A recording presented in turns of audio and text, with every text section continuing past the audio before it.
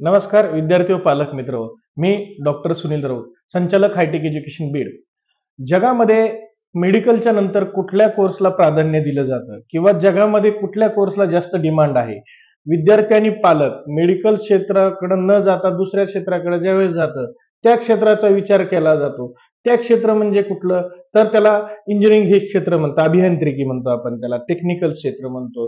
आज आपण ह्या विषयावरती चर्चा करणार आहोत की जो काही 19 तारखेला जो काही रिझल्ट लागलेला आहे जी फेज 2 चा, त्याच्यातून मुलं काही जे ऍडव्हान्सला क्वालिफाय झालेले आहेत.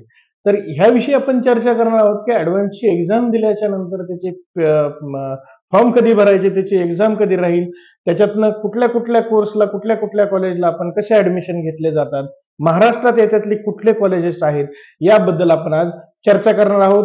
तसंच किती पर्सेंटाईलला मुलगा हा ऍडव्हान्सला एलिजिबल झालेला आहे याबद्दल कॅटेगरी वाईज आपण चर्चा करणार आहोत. तर तुम्ही जर आमच्या चॅनलला नवीन असाल तर चॅनलला लाईक आणि सबस्क्राईब करा, बेल आयकॉनचं बटन दाबा, जेणेकरून तुम्हाला वैद्यकीय क्षेत्र आणि अभियांत्रिकी क्षेत्राबद्दल जी काही माहिती हवी असेल ती आम्ही आमच्या युट्यूब चॅनलवर आमच्या डे बाय डे आम्ही व्हिडिओज मार्फत टाकत असतो, जे तुम्हाला त्याच्यातली तुमची सगळी माहिती तुमच्यापर्यंत पोहोचून जाईल. तर आज आपण सुरुवात करूया की जे काही जेई 2025 ची जी काही फेज 2 ची एक्झाम झाली, त्याचा 19 तारखेला निकाल लागलेला आहे. त्यामध्ये कुठल्या मार्काचा विद्यार्थी किती पर्सेंटाईलच्या कॅटेगरी वाईज पुढे ऍडव्हान्सला इलिजिबल झालेला आहे. जे विद्यार्थी इलिजिबल झाले त्यांची एक्झाम कधी आहे त्याबद्दल आपण चर्चा करणार आहोत. ती एक्झाम पास झाल्याच्या नंतर तुम्हाला कुठल्या कुठल्या वेने ऍडमिशन घ्यायचे त्याची आपण सुरुवातीला चर्चा करणार आहोत.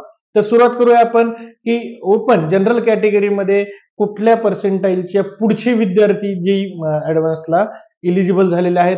तर जनरल कॅटेगरीमध्ये जे काय आलेले ते 93.10 पर्सेंटाईलचा पुढचा जो विद्यार्थी आहे हा जेही ऍडव्हान्सच्या एक्झामसाठी इलिजिबल झालेला आहे.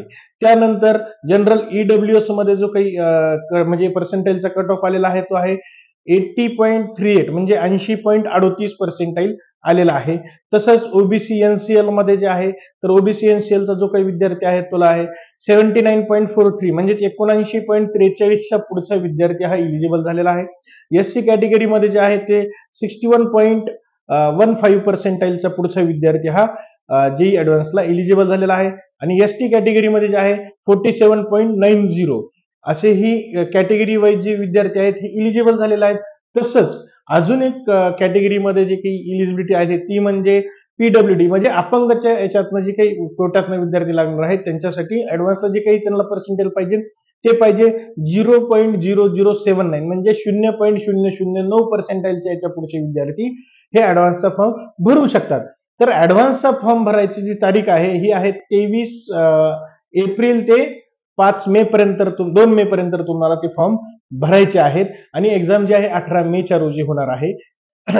तर आता हे ऍडव्हान्सचे जे काही विद्यार्थी फॉर्म भरणार आहेत तर त्यातनं तुम्हाला कुठं कुठे ऍडमिशन घेता येतं. या क्षेत्रामध्ये म्हणजे अभियांत्रिकी क्षेत्रामध्ये सगळ्यात हायर जे काही इन्स्टिट्यूटला ऍडमिशन घ्यायचंय ते पालकाचं विद्यार्थ्याचं स्वप्न असतं ते म्हणजे IIT म्हणजे इंडियन इन्स्टिट्यूट ऑफ टेक्नॉलॉजी जे काही इन्स्टिट्यूट्स आहेत त्याच्यामध्ये ऍडमिशन घ्यायला सगळ्या विद्यार्थ्यांचं पालकांचं आपल्या पाल्याबद्दल स्वप्न असतं. तर हे टॉपची एक जी इन्स्टिट्यूट आहे IIT तर हे IITचे ह्या ऍडव्हान्सचे एक्झाम झाल्याच्या नंतर याचे पर्सेंटाईल लागतं. ते रँकनुसार तुमचं वेगवेगळ्या कोर्सला ऍडमिशन होतं. तर ह्याच्यात कोर्सेस कुठले असतात तर computer science engineering, information technology, mechanical, civil, electrical अशा बरेचसे वेगवेगळे जे काही ब्रँचेस आहेत इंजिनिअरिंगच्या याच्यातनं तुम्हाला ऍडमिशन घेता येतात. तर प्रत्येक कॉलेजला ह्या सगळ्या ब्रँचेस असतात का नाही तर वेगवेगळ्या कॉलेजला वेगवेगळ्या ब्रँचेस असतात. काही कॉमन ब्रँचेस असतात की जे सगळ्याच कॉलेजला असतात, जसे कॉम्प्युटर असेल, मेकॅनिकल असेल, सिव्हिल असेल, इलेक्ट्रिकल असेल, ह्या प्रत्येक कॉलेजला असतात. बाकी जे काही ऍडव्हान्स आलेले आहेत त्या वेगवेगळ्या कॉलेजला जिथं तिथं असतात. तर IITच्या आपल्या भारतामध्ये किती कॉलेजेस आहेत तर टोटल आपल्या 23 कॉलेजेस आहेत आणि ह्याच्यातलं एकच आपल्या कॉलेज जे आहे महाराष्ट्रामध्ये आहे ते म्हणजे IIT मुंबई पवई मुंबई. तर IITचं एकच कॉलेज आपल्या महाराष्ट्रात आहे, बाकी टोटल 23 कॉलेज भारतामध्ये आहे. याच्यामध्ये सर्वात मोठं जे कॉलेज आहे तर हे खरगपूरचं आहे. खरगपूरचं जे आहे ती सगळ्यात मोठं कॉलेज का तर तिथं सगळ्यात जास्त ब्रँचेस तिथं IIT मधनं तुम्हाला भेटल्या जातील. आता यानंतर तुम्ही कुठल्या कुठल्या प्रोसेसमध्ये ऍडमिशन घेऊ शकता, तर तुम्ही IIT ला घेऊ शकता, NIT ला घेऊ शकता, IIIT ला घेऊ शकता, GFTS ला घेऊ शकता. तर आपण आता हे थोडक्यात पाहूयात की NIT म्हणजे नॅशनल टेस्टिंग इन्स्टिट्यूट जे आहेत ती, तर याच्यातले जे काही इन्स्टिट्यूट आहेत भारतामध्ये, तर ह्याचे किती आहेत, तर टोटल 32 कॉलेज आहेत. महाराष्ट्रात एक पण नाही NITचं कॉलेज. आणि त्याच्यात खालोखाली येतं कुठलं, IIIT चे टोटल जे कॉलेजेस आहेत तर 26 कॉलेज आहेत. त्यातले महाराष्ट्रात 2 आहेत, एक म्हणजे पुण्यात आणि दुसरं म्हणजे नागपूरमध्ये. आणि चौथ्या नंबरला जे आहेत GFTS म्हणजे गव्हर्नमेंट फंडेड टेक्निकल इन्स्टिट्यूट जे आहेत, हे टोटल भारतामध्ये 23 कॉलेजेस आहेत.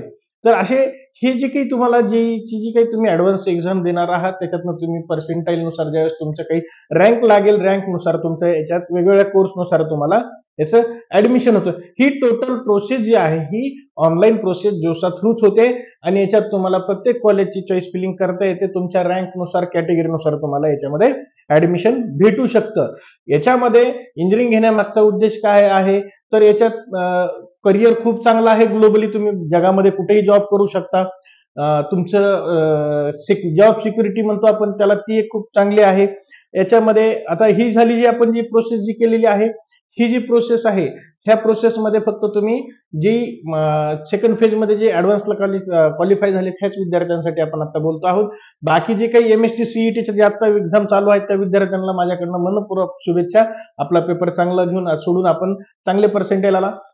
MST CETच्या अंतर्गत जी काही प्रोसेस होती आपली याची इंजिनिअरिंगची, त्याला जी काही आहे त्याच्या प्रोसेस बद्दल आपण सेपरेट एक सविस्तर व्हिडिओ ज्यावेळेस MST CETची एक्झाम संपेल त्यावेळेस आपण सविस्तर व्हिडिओ बनवू. त्याची प्रोसेस कशी असते, कुठल्या कॅटेगरीतनं फॉर्म भरायला पाहिजे, त्याला डॉक्युमेंट काय लागतात, काही नाही, ह्या संदर्भात आपण सविस्तर व्हिडिओ बनवू. तर आजच्या व्हिडिओचा सारांश असा होता की आपण IIT, NIT, IIIT किंवा GFWS जे काही आपल्याला ऍडमिशन घ्यायचे असेल, जे काही विद्यार्थ्यांना क्वालिफाय व्हायचे त्यांच्या क्वालिफायचं आपण एक पर्सेंटाईल पाहिलं. तिथून पुढे विद्यार्थ्यांची आता एक्झाम होणार आहे. एक्झाम झाल्याच्या नंतर याच्या ऍडमिशन कशी प्रोसेस असतं त्याबद्दल सविस्तर तुम्हाला त्याच्या व्हिडिओ मार्फत मी सांगेलच.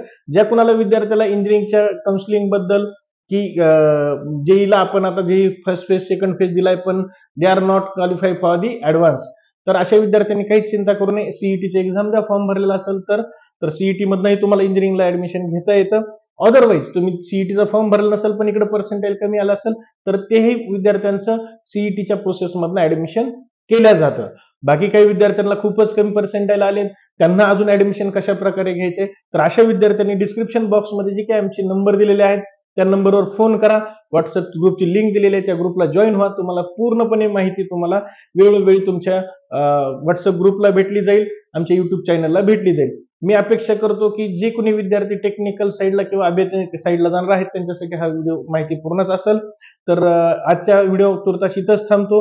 आपण पुढील व्हिडिओमध्ये वेगळ्या विषयावरती चर्चा करू. तर तुम्ही आमच्या चॅनलला सबस्क्राईब करा जेणेकरून तुम्हाला याची माहिती भेटेल.